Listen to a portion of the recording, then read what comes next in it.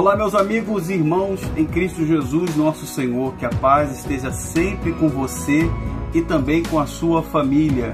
Estou aqui para gravar mais um vídeo junto com meu amigo, o meu irmão, o pastor Carlos Magno, que recentemente gravou comigo praticamente 5 horas de entrevista, de um bate-papo, e nós abordamos vários assuntos junto com o pastor Carlos Magno.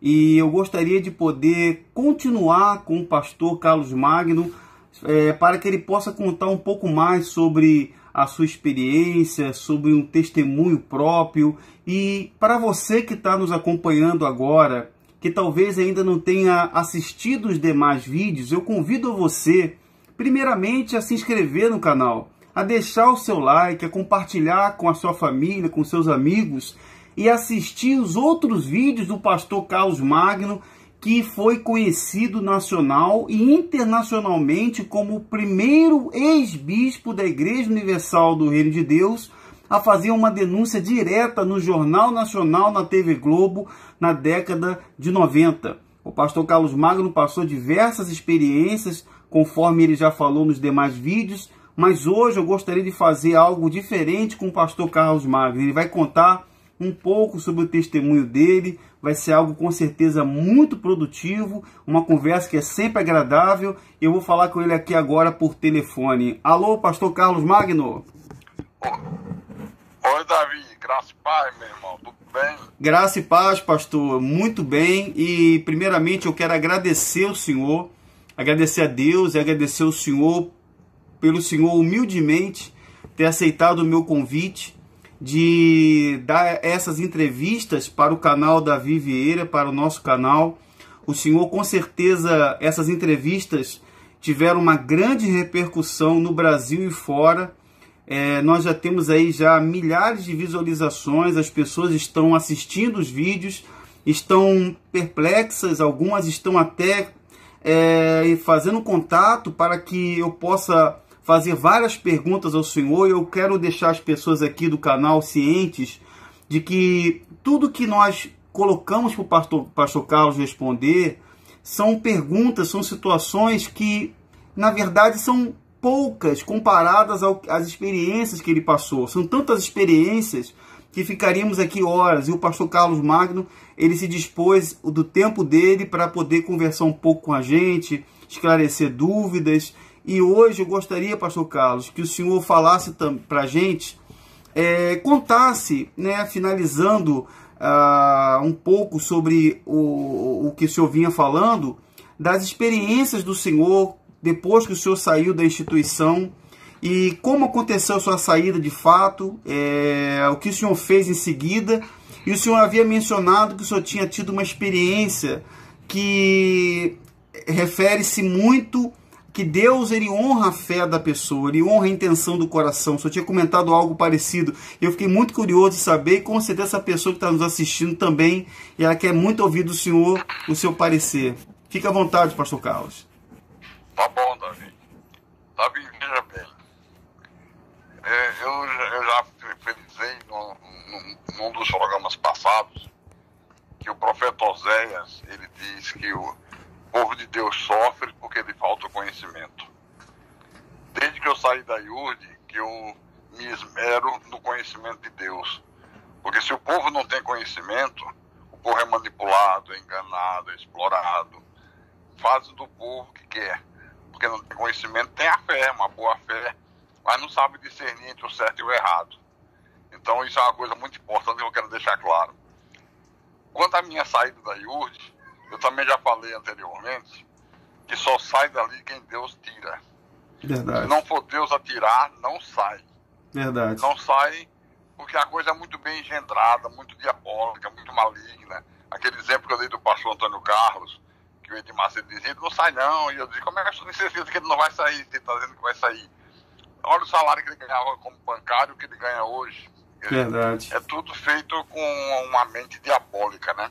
Então tem que ser Deus a tirar. E veja que coisa interessante. Eu estava em São Paulo, assumi a liderança do Brasil todo, no lugar do Edir Macedo. Eu já falei isso anteriormente. eu cheguei no topo da pirâmide na Seita Universal. E aí era muito mais difícil de sair. E eu nunca tinha pensado em sair. Nunca havia pensado. Quando eu fui para São Paulo, e começaram a ocorrer as coisas num curto espaço de tempo, aí foi que começou a coisa a mudar na minha cabeça. Eu até então não sabia que era Deus. Mas foi uma coisa que foi me tirando o prazer pelo que eu fazia. Aquela coisa de querer sair, que não querer mais se envolver com aquilo. Eu vendo tanta coisa errada, tanta falcatrua, falta de honestidade, mentira, dissimulação, hipocrisia. Coisa que até então eu não sabia que era assim. Eu fui saber mesmo quando eu cheguei em São Paulo. Que eu, para dirigir o Brasil, eu tinha que saber todos os pormenores, todos os detalhes, né? Você lembra que eu falei aqui, em plena campanha para a compra da Record, o Edir Macedo comprou um apartamento no valor de US$ 1.200.000, lembra? Sim, sim, eu lembro. Pois bem, e você lembra que eu falei que eu inquiri ele quando ele chegou na minha casa, que ele estava morando comigo por uns dias, ele e a esposa dele. Então ele disse que eu tinha que mudar de mentalidade, que eu agora fazia parte da cúpula da igreja. Sim. Que eu não podia pensar pequeno, não podia ter mentalidade nordestino. Ele disse, até então você estava no Nordeste, tinha mentalidade nordestina. Agora você tem que pensar de outra maneira, nós somos a cúpula, nós temos que viver bem, essas coisas assim, né? Sim. E aquilo não desceu.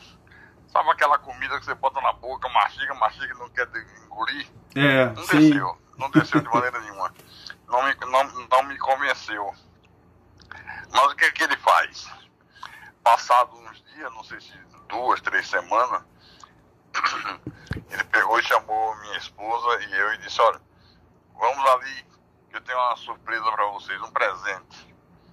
Eu disse, é mesmo? Ele disse, vamos. Aí fomos outra vez nós 4, ele, a Esté, eu e a minha esposa. Era num sábado também. Aí fomos na Chácara Flora, que é muito conhecido em São Paulo, é um bairro de gente rico. Aí chegou na Chácara Flora, ele parou numa casa, nós descemos, o cara que fazia a segurança da casa abriu, né? Tava com autorização para deixar entrar. E ele mostrou a casa e disse, olha, essa casa eu acabei de comprar para vocês morarem. Era a casa onde morava o ex-governador de São Paulo, Antônio Mariz. Uhum. Lembra? Sim, senhor. Ele já tinha vendido um terreno grande à igreja. E nessa época ele procurou o bispo para vender essa casa. Aí mostrou uma mansão. Inclusive, em poucos minutos ele chegou, o ex-governador, Antônio Mariz.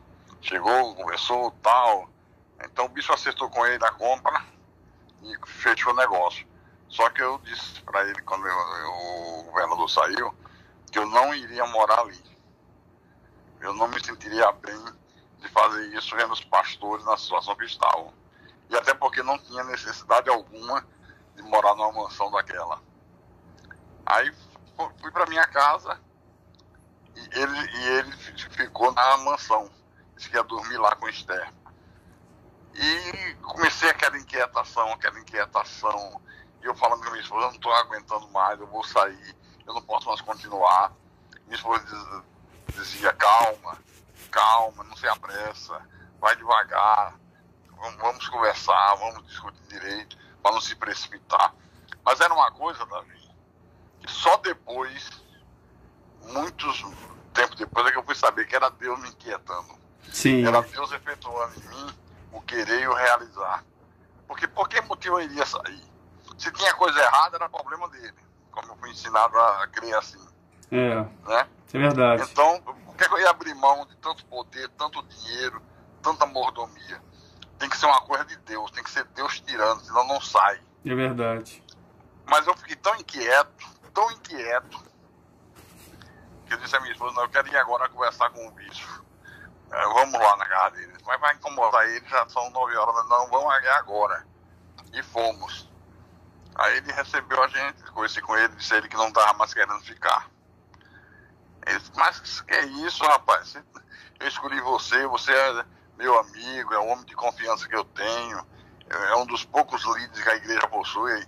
você é o líder principal. Aí eu disse, mas eu não tô mais aguentando, bicho, não quero mais, não tô mais satisfeito. A Esther também participou do bate-papo. Disse, mas Carlinho, você é o maior amigo de Edi, você fazer isso aí da igreja. Eu digo, não, mas eu não quero não. Não quero de jeito nenhum. Aí ele falou assim, vamos fazer o seguinte, Carlinho, eu boto você para dirigir o Rio de Janeiro. Eu disse, não, não quero não. Não quero. Ele, você não quer dirigir um outro país? Eu disse, quero não. Aí ele disse assim, e se você voltar para o Nordeste, ficar outra vez no líder do Norte-Nordeste, você lá praticamente é independente, até as campanhas você que escolhe o que faz, você nunca segue todo mundo, as campanhas que você não gosta, você decide que não vai fazer, você ficaria lá independente, como você sempre teve. E aí, o Davi, eu comecei a cometer um erro, porque eu tava com essa coisa de sair,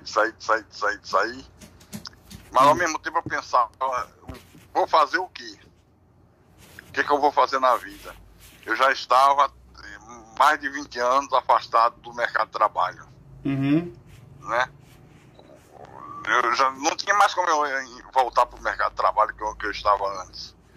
Eu com 3 filhos, 4 filhos, né? Eu com 4 filhos, uma situação difícil, sem economia, sem nada, mas eu estava disposto a enfrentar qualquer parada pela fé, como se diz lá, tudo é pela fé. Aí quando ele fez essa proposta de voltar para o Nordeste, eu cometi um erro, que foi de morder a isca e aceitei.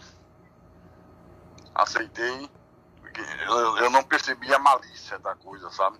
Sim. Mesmo já tendo presenciado em outras ocasiões, quando o pastor, como por exemplo o bispo Roberto Augusto, que eu citei anteriormente, já deve ter falecido, quando ele se levantou para contestar algumas coisas do Macedo, o Macedo deu logo um jeito de tirar ele para política, colocar na política, né?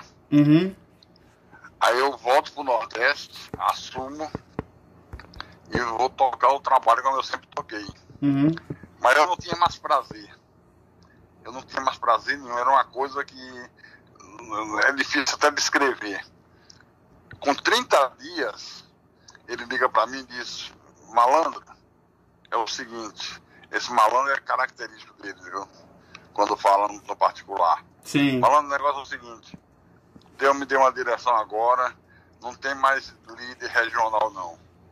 Agora só tem líder estadual. Então você, em vez de ficar com o Norte-Nordeste, você fica só com o Ceará. Entendeu a jogada? Ele aí me tirou da cena do jogo, né? Me tirou do jogo. Me deixou só no Ceará. Era como se eu tivesse aposentado.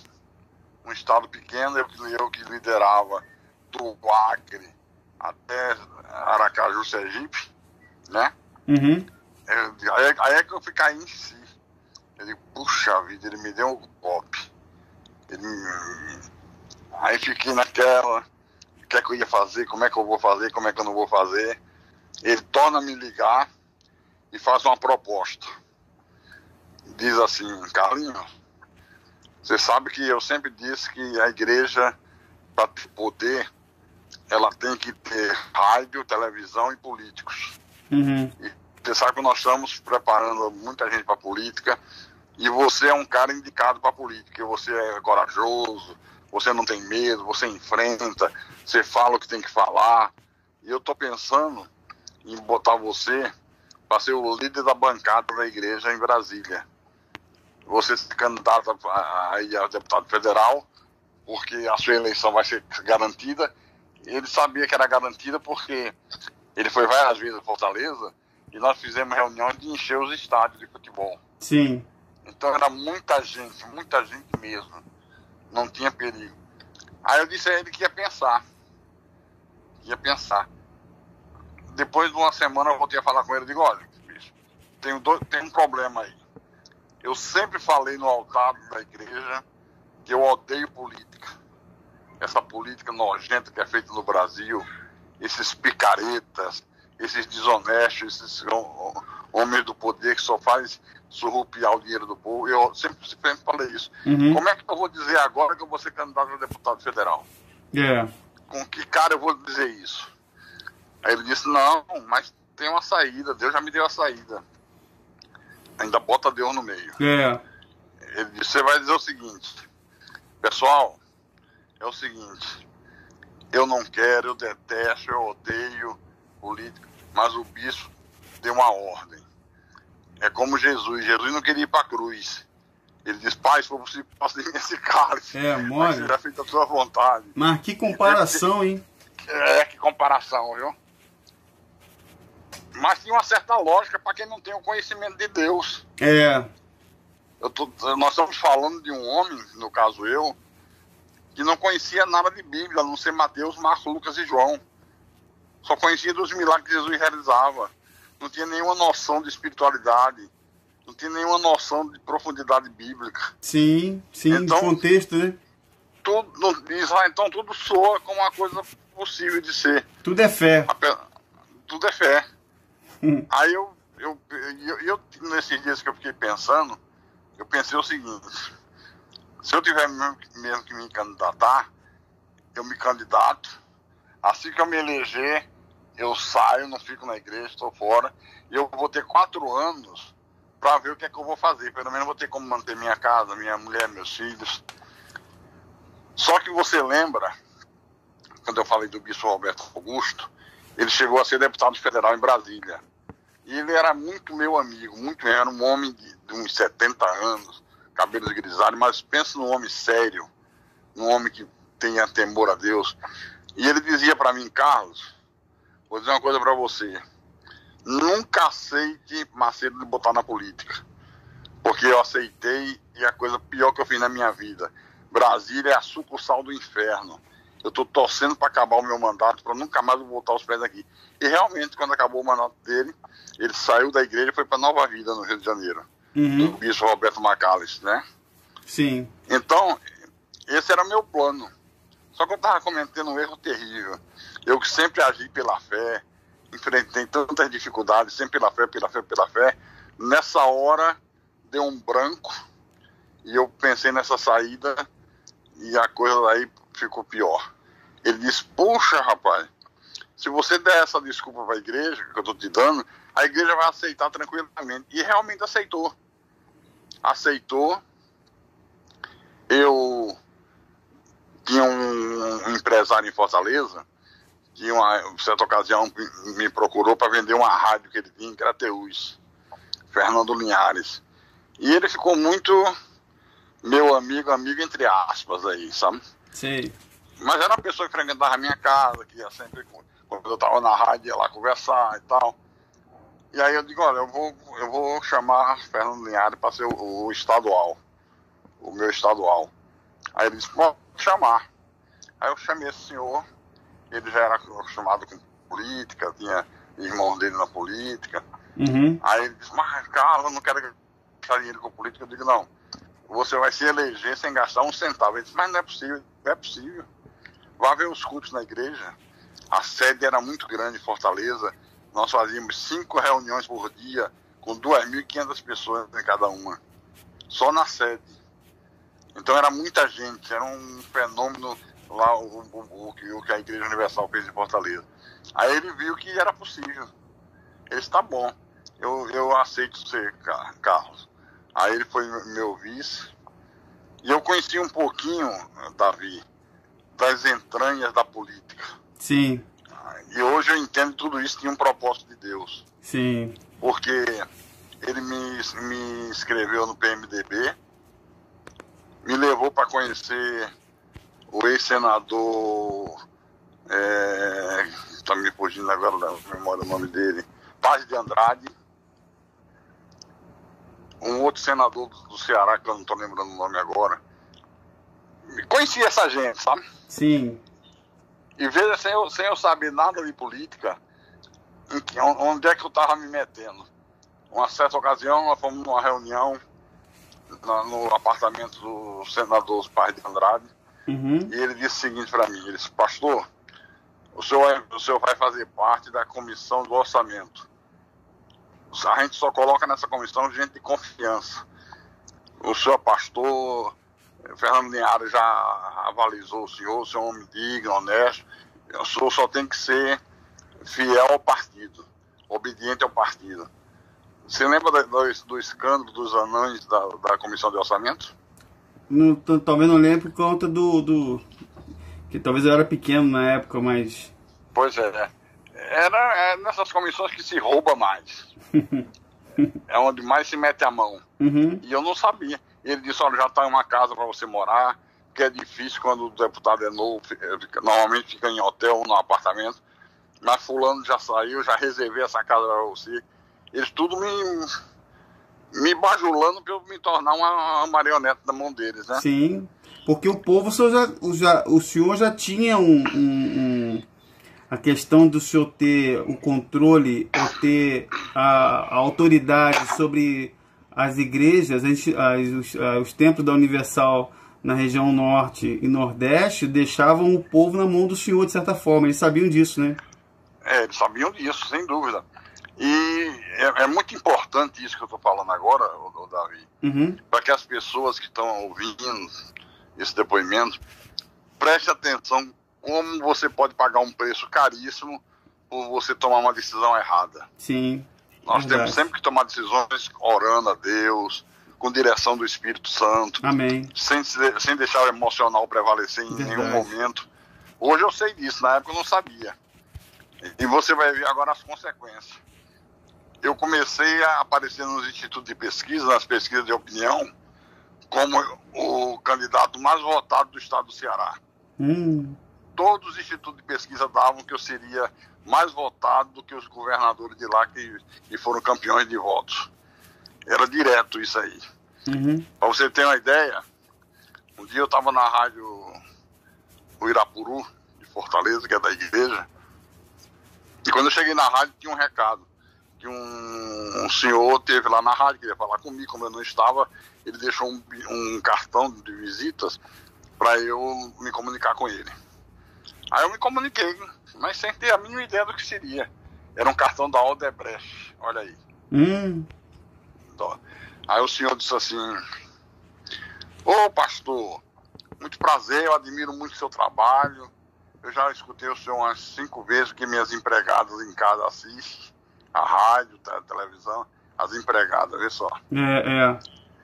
Aí eu queria falar com o senhor particular, ou eu vou aí, ou o senhor vem aqui. Se o senhor pudesse vir aqui, eu ficaria muito grato. Ele disse, tá bom, eu vou. Aí chamei esse outro empresário, que era Fernando Linhares, fomos lá na Odebrecht. Meu irmão, eles fizeram uma doação numa caixa de papelão que eu não faço a mínima ideia de quanto dinheiro tinha ali, ô Davi. Essa é a primeira ajuda para a sua candidatura. E vai vir muito mais pela frente, porque você vai ser um homem que vai representar a Odebrecht lá no Congresso. Eita! Eu, diante daquilo ali, eu digo, olha, Fernando, é o seguinte, e agora você vai entender porque que eu não sei quanto tinha. Eu digo, eu não quero saber de dinheiro, não quero pegar em dinheiro. Você pegue, faça o uso que você quiser para a sua campanha, para mim eu não quero nada. E assim foi feito. O Fernando Linhares levou a caixa, nunca perguntei quanto foi, quanto não foi, quanto deu, quanto não deu. Eu não queria saber de nada. Eu podia ter ficado, né? Sim, claro. Mas eu tinha uma coisa dentro de mim e não me misturar com dinheiro, não me vender, e passei para ele levou. Bom, aí veio a parte mais difícil da minha saída. É que foi se aproximando do dia da eleição, cada vez mais a imprensa atrás de mim, porque eu era o candidato que seria o mais votado do estado. Uma coisa impressionante o que os números da pesquisa davam. E era mesmo que tinha muitas igrejas, que a gente fazia campanha para cada um arranjar mais 10 da família. Então, e você sabe que o povo da Universal, o que você manda fazer, eles fazem, né? Eles fazem, se dedicam, né? Se dedicam e mergulham. Asa chuva, asa sol. Eles vão com toda a força. Vão mesmo. E a coisa dá fruto. Então, desculpe, quando foi para comprar a Rádio Irapuru, na época da compra da Rádio Arapuru, tinha um programa do governo do estado na Rádio Arapuru. Esse programa era de 7 às 8 da manhã e era repetido por mais de 100 emissoras do interior. Era um pool de rádios, né? Uhum. E quando a igreja comprou, a igreja queria ocupar o horário de 6 às 11 da manhã. Uhum. Aí o governador mandou um representante falar comigo se não podia deixar o horário deles, que tiveram muita dificuldade em fazer aquela rede, tal. Eu digo, eu vou falar com o bispo, que essas coisas tem que ser a palavra final do bispo, Edir Macedo. Aí eu liguei para ele, falei com ele, ele disse, não, nada disso. A gente comprou a rádio pra gente, ele que se vire. Eu ainda ponderei, sabe? Eu disse a ele, isso, mas não é bom fazer. O cara é o governador, uma mão lava a outra, amanhã a gente tem um problema qualquer, precisa da ajuda dele, né? Mas ele não quis a coisa, disse que não. Aí quando o pessoal veio saber a resposta, Davi, Uhum. que eu dei a resposta, rapaz, o pessoal ficou uma fera, viu? E com certeza eles não acreditaram que eu tinha consultado ninguém, acharam que era uma decisão minha. Uhum. Porque eu era o cabeça na frente de tudo, na frente de rádio, na frente de televisão. Sim. Então, com certeza deve ter pensado isso. Apesar de eu explicar que não depende de mim, se dependesse de mim eles podiam ficar. E no outro dia eles estavam em outra rádio já transmitindo e prometeram que ia dar o troco. Abertamente. Pode esperar que vai ter troco. Poxa. É. Aí chegando na semana eu fazia um programa de rádio na Rádio Arapuru de 7 às 11 da manhã. Então eu fui pra rádio e antes de eu sair de casa, o telefone tocou, eu atendi, era um rapaz da rádio, disse, pastor, o senhor está em todas as capas de jornais. Eu digo, ó, coisa boa, já estou eleito. Ele disse, não, mas dessa vez está ruim. Estão acusando o senhor de sequestrar uma mulher. Que isso? Eu digo, como é que é, rapaz? Aí corri pra rádio, cheguei na rádio, tava todo o jornal, que todo jornal tinha assinatura, e tava lá minha foto na capa, acusado de ter sequestrado uma mulher. Aí eu fui tomar pé do que aconteceu, o que é que tinha a ver aquela história, né? É que durante a semana, eu tinha feito uma viagem pro interior, Crateús, e na reunião de quinta-feira, que era a reunião da família, apareceu uma mulher com a filha, chamando o pastor de ladrão, fazendo aquele escândalo na porta da igreja. Uhum. O pastor mandou os obreiros chamar a polícia. A polícia vai e leva a mulher e a filha. Na época era o pastor o Randalzinho que estava me ajudando. Sim. E acabou o assunto aí. Aí o que aconteceu? Essa mulher disse que quando foi marcado para ela fazer o depoimento do que aconteceu com ela na igreja, porque ela apareceu toda arrebentada, toda machucada. Aí ela disse, olha, no dia que eu ia prestar o depoimento na polícia, o carro da Rádio Arapuru encostou e o pastor Carlos estava dentro do carro, mandei eu entrar, resolveu meu problema, me levou para um lugar estranho, deserto, e ofereceu para mim dinheiro, uma casa, pra eu ficar calada. E como eu não quis aceitar, ele me espancar. Que isso? Agora imagine isso todos os dias, na televisão e no rádio, nesses programas de polícia, eu sendo acusado de sequestrador. Rapaz, a coisa ficou difícil, extremamente difícil. Que isso? Mas aí eu contratei um advogado criminalista lá de Fortaleza, e esse advogado, ele era advogado também da polícia. Ele disse, tá bom, pastor, vamos resolver esse problema. Com 24 horas ele disse, pastor, já sei de tudo.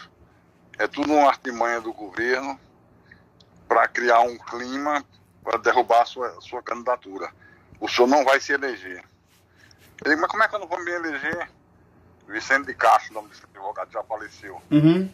Eu digo, como é que eu não vou me eleger, Vicente? Eu tenho todos os votos, todos os estudos de pesquisa me dão como primeiro lugar. Ele disse, pastor, O senhor não sabe o que é o coronelismo do Nordeste, não. Esses homens mandam em tudo, fazem tudo. Ele, tá bom, vamos ver, vamos em frente. Mas ficou aquele massacre na televisão que eu tinha até medo de sair de casa. Porque eu ficava com raiva de mim mesmo quando eu assistia. Aí eu digo, poxa vida, um maluco aí na rua, me pega na rua, me dá um tiro, uma facada, porque diz, como é que o pastor faz isso com uma mulher, né?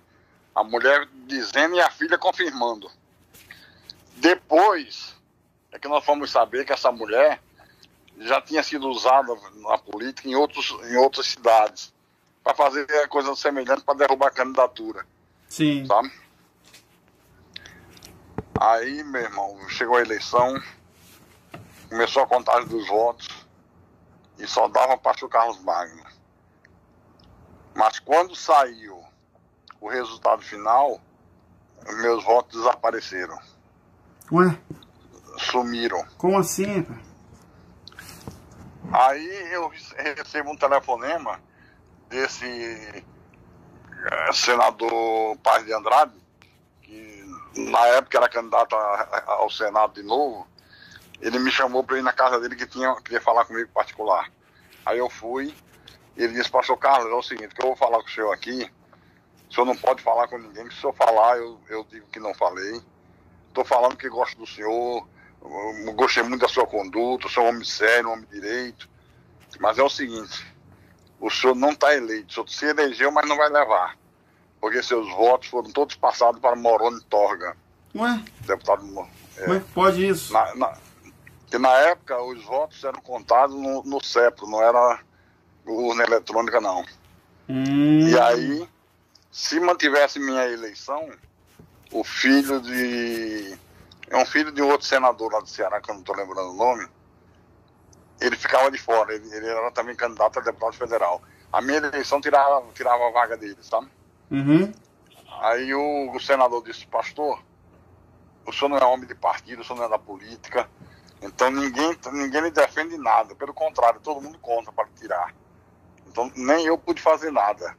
E é desse jeito que funciona. Aí só peço que o senhor não fale nada com ninguém. Eu digo, não, tá bom, senador, tudo bem. E assim eu perdi a eleição. E aí eu fiquei pensando, meu Deus, o que o senhor quer de mim? Porque eu só estou levando pancada. Uhum.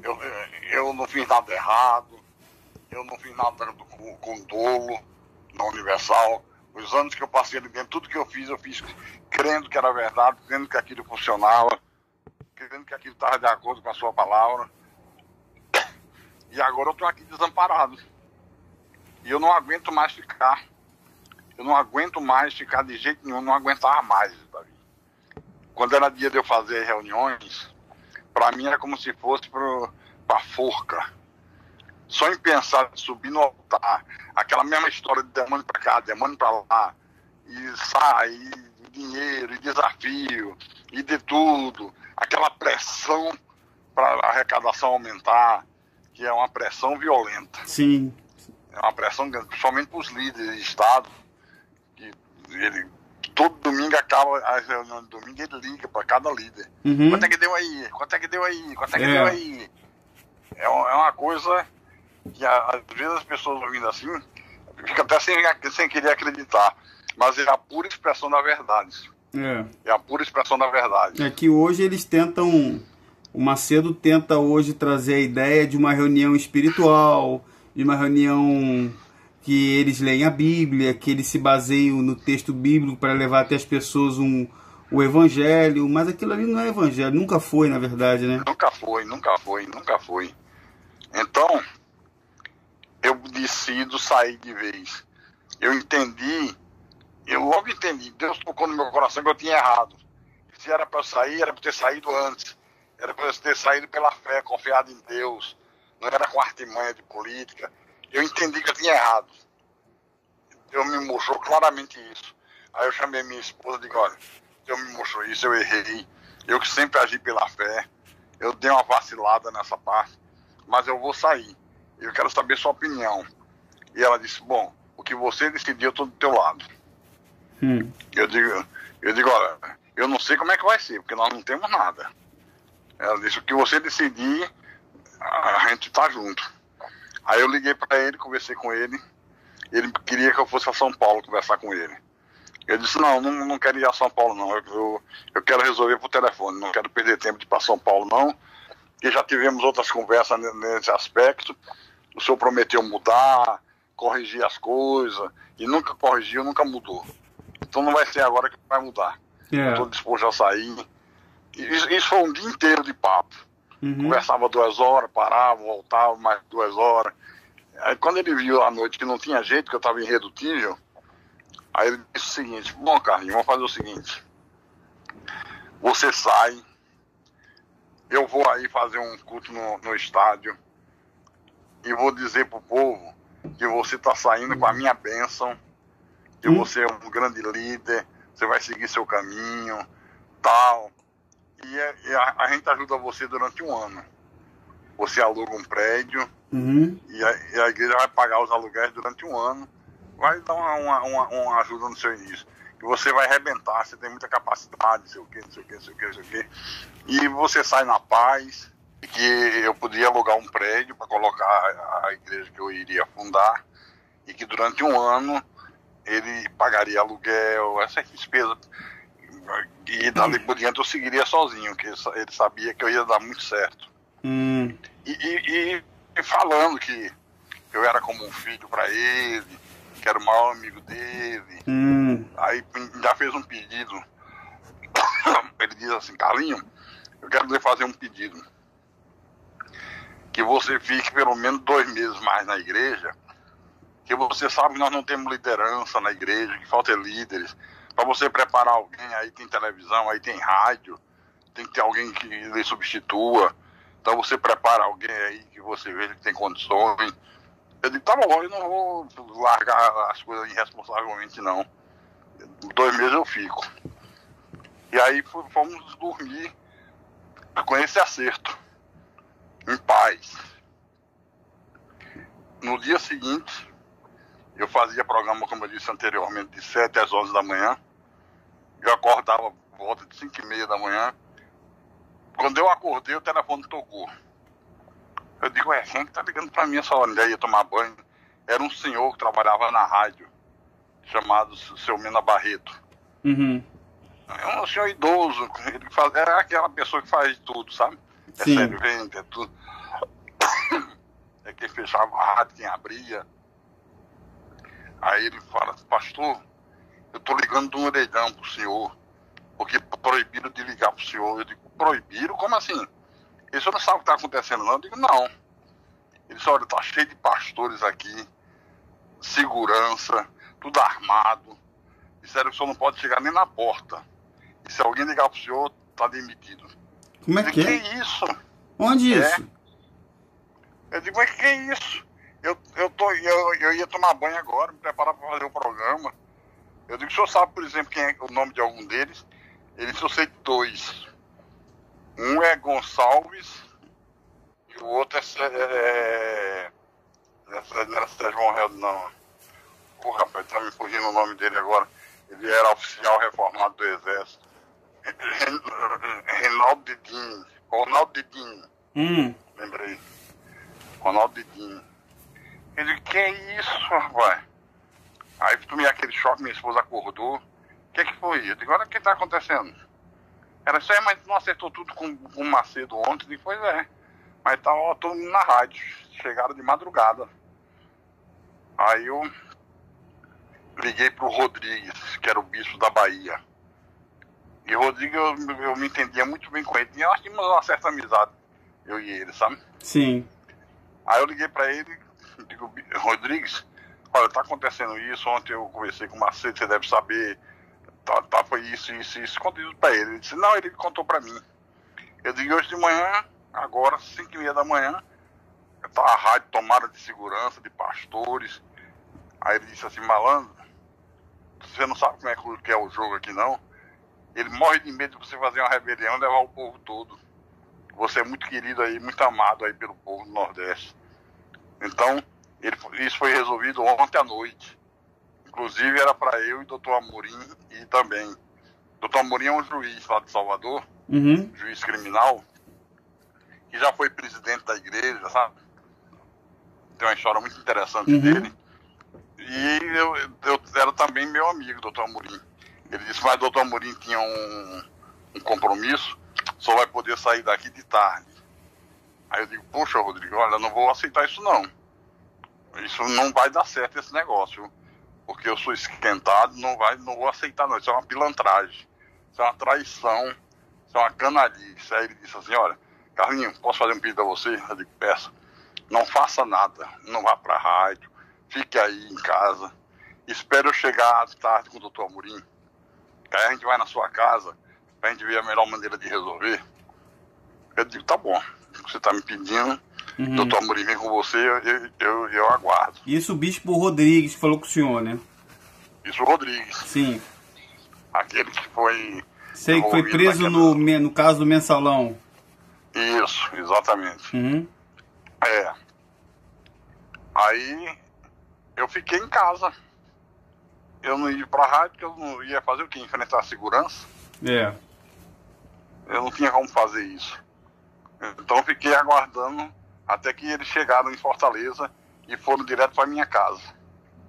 Doutor Amorim, ele, eu recebi os dois. Aí ele disse, olha, tá no hotel. Aí disse o nome dos pastores que estavam. Praticamente ele pegou os pastores regionais e mandou todo mundo. Sabe?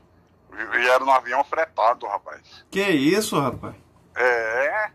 Avião fretado. O negócio foi de urgência, né? Ele convocou urgência e mandou esse time pra lá, né? Pois é, eu acho que ele pensava que eu ia fazer uma rebelião, sabe? Aí ele disse, não, eu vou pegar ele no contrapé, né? De surpresa. Aí quando já a coisa estava muito agitada, o doutor Amorim fez um pedido para mim, disse, pastor Carlos Magno, eu tenho muita consideração pelo senhor, gosto muito do senhor, e eu não ouvi ainda seu lado. Vamos fazer o seguinte, quero que o senhor confie em mim, vamos deixar para conversar isso amanhã de manhã. Eu tô cansado, fiz júri hoje, viajei, aí amanhã eu venho aqui com o Rodrigues para sua casa e a gente vai conversar. Eu tinha e tenho ainda muita consideração por esse juiz, sabe? Ele é um cara muito legal, muito bom. Ele apenas é manipulado, como muitos são, e principalmente por causa da mulher dele, que é a obreira. Aí ficou assim, da gente conversar no dia seguinte, de manhã. E aí eu fiz o seguinte, o Davi. Durante a campanha política, quando a gente ia para fazer campanha no interior, com aquele meu amigo, entre aspas, empresário, ele contratava segurança. Policiais civis que estavam de folga, mas tudo segurança da barra pesada, sabe? Aquele pessoal que diz até que matam gente e tal. E eles iam fazer a segurança da gente. Aí eu tive a ideia de ligar para ele, falar com o Fernando, contar o que estava acontecendo. Aí eu disse a ele, Fernando, é o seguinte, eu queria que você arranjasse 2 ou 3 seguranças desses, mandasse aqui para casa, para eu fazer um teatro. Eu não vou fazer nada, só mostrar a eles que eu estou disposto ao que deve é. Para eles não acharem que estão lidando com bobo. Aí ele disse, não, arranja agora. É só eu ligar, ele ligou e mandou 3. Aí de manhã cedo, tava um carro da Polícia Civil lá dentro do quintal da casa e 3 caras com metralhadora, viu? Aí o Rodrigues ligou para mim do hotel, esse Carlos, nós estamos saindo para aí, eu, doutor Amorim, o Ronaldo Didino tá pedindo a você para você receber ele também, para ele também conversar com você. Nós tínhamos uma certa ocasião ido para fazer uma reunião de pastores em Termas do Rio Quente. E o Ronaldo era pastor lá. E me recebeu muito bem, gostei dele. Ele disse, tá bom, ele pode vir. Vocês 3. Agora mais nenhum outro. Aí eles foram. Aí quando eles chegaram em casa, que viram aqueles caras armados, já ficaram meio cabreiro, né? Mas não falaram nada. Não falaram nada. E eu tinha conversado com os caras e dito a eles, olha, eu tô saindo, mas esse pessoal joga muito sujo e joga muito pesado, então eu quero só dar um susto neles. Não é nada real não, tal. Aí os caras entenderam, sabe qual era o espírito da coisa. Aí nós fomos para uma sala, morava numa casa muito grande, uma sala meio privativa. Aí ficamos reunidos, eu disse assim: doutor Amorim, o senhor é um juiz criminal, o senhor é acostumado a discernir se o caboclo está mentindo, se não está mentindo, olhar no olho do réu e para decidir as suas coisas. O senhor sabe muito bem isso, o senhor tem muita experiência nisso. Então eu quero que o senhor me ouça. Eu primeiro quero falar, mas eu quero falar tudo desde o início. Aí ele disse: pô, não, cara, não pode falar. Eu digo: olha, primeiro quero dizer ao senhor que o senhor é tratado por Edir Macedo como neguinho. Bota o neguinho para ser presidente da igreja, bota ele no fogo, com racismo. Ah, porque ele uma pessoa negra, né? É uma pessoa negra. Sim. Então, o senhor é tratado como negrinho. Na época que o senhor foi presidente da igreja, foi ele que mandou botar o senhor no fogo, rádio no nome do senhor. Aí quando eu comecei a falar essas coisas, o Rodrigues levantou: não, Carlos, isso aí não interessa não. Não interessa sim. Ou eu falo tudo ou não falo nada. Aí o juiz disse: não, Rodrigues, deixa ele falar, deixa ele desabafar. Aí eu contei tudo para eles, dos filmes pornográficos, da viagem à Colômbia. Eles calados, olhando para mim assim. Eu dava para perceber que ele estava em choque, sabe? Ele estava em choque. Aí ele disse: mas rapaz, que coisa. Eu nunca imaginei um negócio desse. Eu tô aqui, chega, eu tô sem chão. Eu digo: mas tudo que eu tô falando ao senhor é a mais expressão da verdade. E Rodrigues não pode negar que ele participou.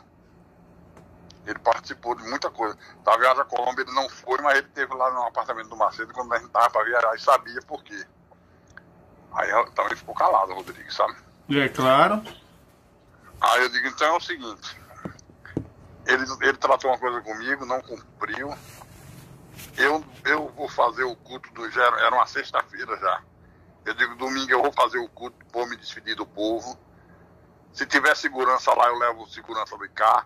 Se atiraram de lá, eu atiro de cá. Dei uma de louco, sabe? Não tem um ditado que diz para um doido só outro doido, né?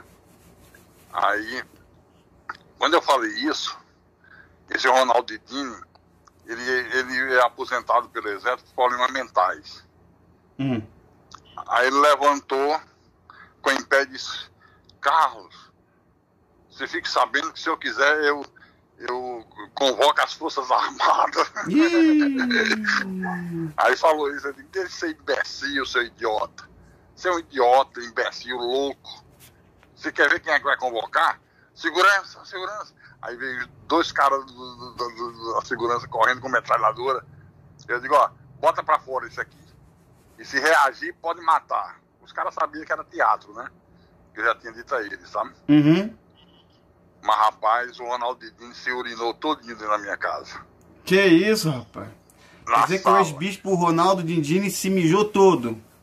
Se urinou todo, se mijou Não, todo. é para deixar claro que às vezes as pessoas não conhecem, que estão assistindo, só para interromper um minuto o senhor, Ronaldo Didini era aquele que na década de 90, se não me engano, no início, fazia o programa na Record, 25ª hora também, né? 25ª, isso, exatamente. E ele também, se não me engano, acho que ele também saiu da IURD na época. Saiu. Foi um pouquinho, acho que foi até um pouco depois do senhor, se eu não me engano. Foi, ele saiu também. Saiu também, mas ele não sabia que ele tinha esse problema, não. Sim. Que então ele isso? se urinou. Se urinou todo? Pela calça, ele em pé e o mijo descendo e encharcando o tapete. Eita Deus! Aí os caras pegaram e disseram: bora. Aí ele virou pro doutor Amorim: doutor Amorim, vamos comigo. Pelo amor de Deus, não deixa eu ir sozinho, não. Hoje eu dou risada, mas a coisa é séria. A gente tem que dar risada e não aguenta, não. Isso foi uma tensão violenta. Imagina. Aí o doutor Amorim pediu licença pra ir levar ele no hotel com os caras, né? Só que ele tava com medo dos caras matarem ele, né? Achando que era... Aí o doutor Amorim foi, levou ele e voltou. Só que antes de voltar, ligou: o Gonçalves quer ir. Eu digo: eu não quero ver esse sujeito nem pintado de ouro. Gonçalves. Mais safado que o Gonçalves, o Norito Gonçalves.